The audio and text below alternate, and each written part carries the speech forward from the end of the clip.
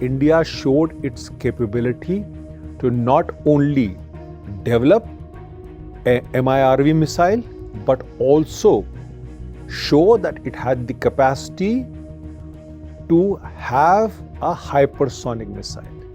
The Agni MIRV as well as the Scramjet hypersonic missiles both are designed to ensure that Indian missiles are not intercepted. The DRDO along with consumer, that is the Indian Army, had tested the newer version of Agni. This missile carried what are called as multiple independently targeted re-entry vehicle or MIRV.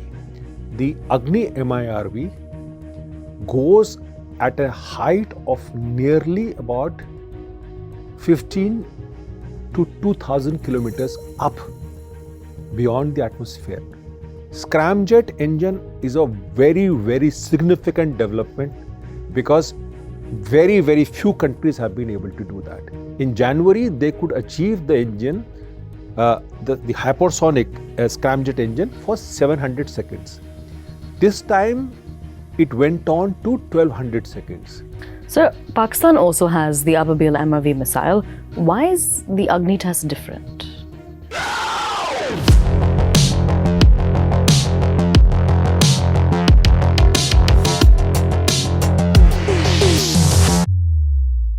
Hello and a very warm welcome to all. You're watching Hindustan Times and my name is Aisha Varma. On this segment of Point Blank, we focus on India's latest Agni-5 MIRV and Scramjet breakthroughs, which mark a decisive leap in long-range nuclear delivery and hypersonic propulsion, sharpening its deterrent edge against Pakistan's Ababeel claims and reshaping South Asia's strategic balance. Joining us is HT's executive editor, the man who tracks India's national security, Mr. Shishir Gupta. Sir, namaskar. So, what exactly is the significance of the Agni MIRV missile test? See, on May 8th evening, the DRDO along with consumer, that is the Indian Army, had tested the newer version of Agni. I mean, it's a totally the latest version of Agni missile. And this missile carried what are called as multiple independently targeted re-entry vehicle or MIRV. Now, what has happened is that the test took place over a distance of about 2900 kilometers, so I'm told. And what happens is that the warhead actually had 3 different warheads which struck at 3 different places, in an area of about 150 to 200 kilometers. Now, the test was successful.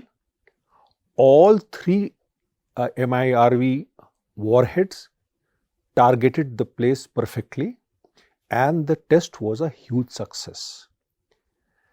Now, what is important about the MIRV Agni is that the Agni MIRV goes at a height of nearly about 15 to 2000 kilometers up beyond the atmosphere.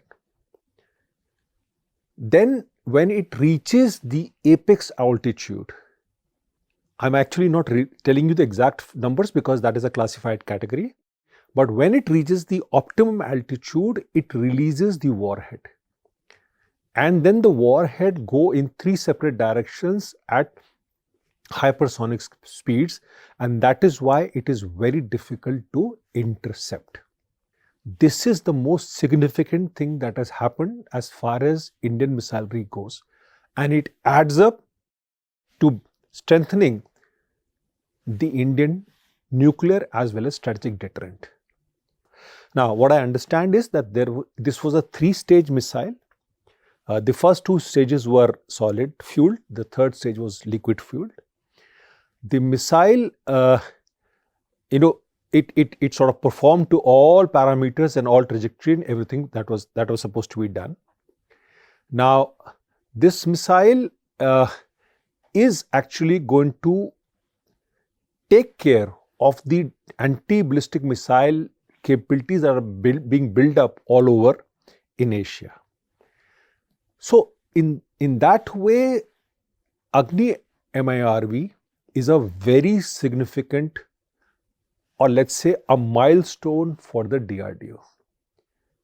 And basically it beefs up the Indian capacities and capabilities as far as missiles are concerned. So, how important is the Scramjet engine test? The Agni missile test took place on May 8th. The Scramjet engine, or the air-breathing Scramjet engine test, took place on May 9th. So, in a short span of 24 hours, India showed its capability to not only develop a MIRV missile, but also show that it had the capacity to have a hypersonic missile. Now, the hypersonic missiles basically are missiles which travel at the speed 5 times the speed of sound or 6 times the speed of sound. So, there are 2 types of hypersonic missiles. One is a boost glide weapon, which means that you propel the missile and then when it is coming down, it actually glides or maneuvers at a hypersonic speed. The other one is a scramjet engine, which is basically the engine, it starts at a hypersonic speed and continues at the hypersonic speed. So, it is a perfect hypersonic weapon. Now, this was conducted in Hyderabad facility of their DRDO. But what is significant about it is that in January, they could achieve the engine, the hypersonic scramjet engine for 700 seconds. This time, it went on to 1200 seconds. Now, 1200 seconds means 20 minutes. 20 minutes at Mach 5, or which is 5 times the speed of sound or 6 times the speed of sound, means that you have a hypersonic missile that can go up to a range of 2000 to 3000 kilometers. Both the Agni MIRV as well as the Scramjet hypersonic missiles, both are designed to ensure that Indian missiles are not intercepted by anybody in the subcontinent as well as globally. Scramjet engine is a very, very significant development because very, very few countries have been able to do that. Even then, they have not been able to achieve more than 900 seconds of the engine. So, all the top powers, which would be sort of, you can count on fingers who are doing this. Similarly, the MIRV technology is also a very, very critical technology. So, if you add the two, you realize what actually has happened. The Indian strategic deterrent has been strengthened by multifolds. It's a game changer. So, Pakistan also has the Ababil MIRV missile. Why is the Agni test different? See, Pakistan has developed this Ababil MIRV with the help of Chinese. The MIRV technology the Chinese have given. The missile is supposed to be having a range of about 2000 kilometers, which they are trying to extend it to 2700 kilometers so that it covers all the way up to Andaman Nicobar Islands if it's launched. But there is a very significant difference between the Agni MIRV and the Ababil.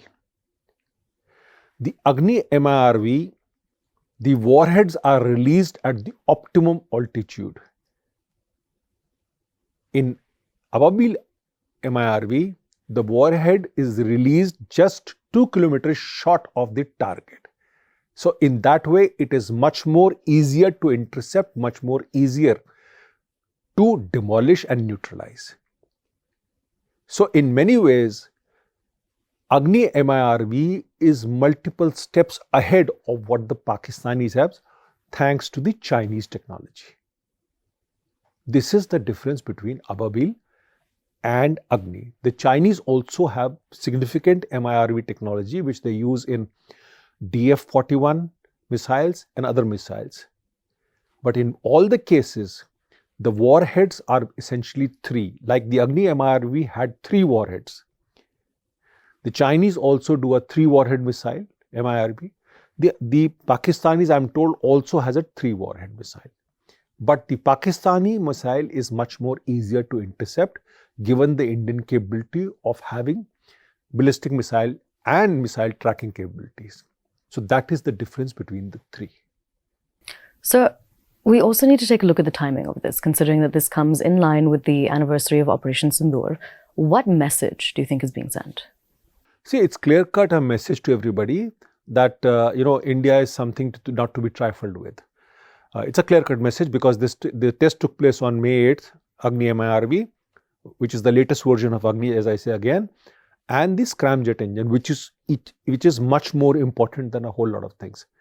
Now, the test takes place on May 9th, and this was the time during which last year Operation Sindoor took place.